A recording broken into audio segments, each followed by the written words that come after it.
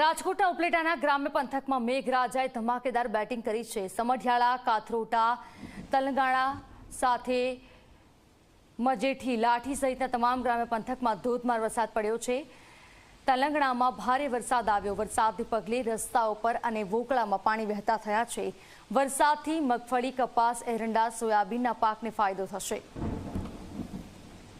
આજ વહેલી સવારથી હવામાન ખાતાની જે આગાહીને પગલે ઉપલેટાના જે ગ્રામ્ય પંથક છે તેની અંદર ભારે વરસાદ વરસી રહ્યો છે। ગ્રામજનો પણ આપણી સાથે સામેલ છે। આવા ગ્રામજનો સાથે વાત કરવા માટેનો પ્રયત્ન કરીશું કે અત્યારે જે અહીંયા વરસાદનું જે પાણી જે ખેતરોમાં ભરાયા છે, ક્યાંથી પાણી આવે છે, કેટલો વરસાદ પડ્યો છે, શું કહેશો? 7 થી 8 ઇંચ વરસાદ પડી ગયો છે સમઢિયાળા ગામમાં, અને ઉપલેટા તાલુકાનું સમઢિયાળા ગામ, જિલ્લો રાજકોટ, અને ઉપરથી પાટણવાળા ડુંગરનું પાણી બધું અહીંયા જ આવે છે।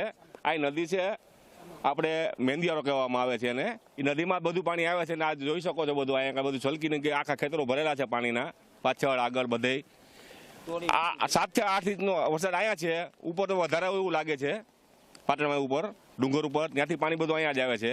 આખા ખેતર મારા બધા ભરાઈ ગયા છે। 1500 થી 2000 વીઘામાં નુકસાની છે કે કયું પણ પાક બચે એમ છે નહીં। આજે 1500 થી 2000 વીઘાની અંદર જે નુકસાની છે, કારણ કે પાટણમાંથી ઉપર વરસાદ આવી રહ્યો છે। અત્યારે જે આપણે આ પાણી આવ્યું છે, કેટલા વાગ્યાથી ચાલુ થઈ ગયો હતો અને અહીંયા કેટલો વરસાદ પડેલો છે, શું કહેશો? આજે સવારે 7 વાગ્યાથી વરસાદ ચાલુ થયો છે અને 7 થી 10 વાગ્યા લગીનો વરસાદ વરસ્યો છે, અને ટોટલ 7 થી 8 ઇંચ વરસાદ પડેલો છે। અને પાકને નુકસાન એટલે પાકની ઉપર જ 1-1 ફૂટ પાણી ચાલ્યું ગયું છે, અને મગફળી છે, કપાસ છે, સોયાબીન છે, કોઈ પાક અત્યારે બસશે એમ નથી। અને આની સર્વે કરવા માટે વહેલી તકે જો તમે તજવીજ કરો તો ખેડૂતને લાભ થાય।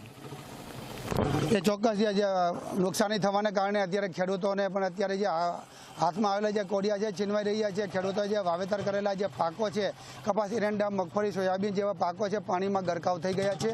એ ખેડૂતોને ભારે નુકસાની થઈ છે। વહેલી તકે આનો સર્વે કરાવી ને ખેડૂતોને જે સહાય ચૂકવવામાં આવે તેવી ખેડૂતો માંગ કરી રહ્યા છે। કેમેરામેન જગમાલ સુવા સાથે દિનેશ ચંદ્રવાડિયા, સમઢિયાળા ગામ, ઉપલેટા।